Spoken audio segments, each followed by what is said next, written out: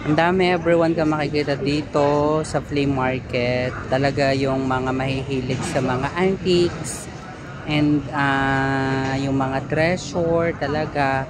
So makikita nyo everyone day yan. So ang dami. Yan, yung mga old na manika. Ang dami pa doon ng mga old na manika everyone. Yan, makikita mo dyan. So yan, ang mga old na manika everyone. Tapos, yan ang dami. Makikita. Tapos yun meron pang horse na maganda doon. Parang panlagay sa may pinto. Dahil mga antiques talaga. Mga, yan, mga pan-display. Kasi mga pampasigip lang yun sa mga bahay. Pero maganda, katulad itong kabayong to, diba? Sa mga mahilig dyan sa mga manika. Ang dami pa dyan.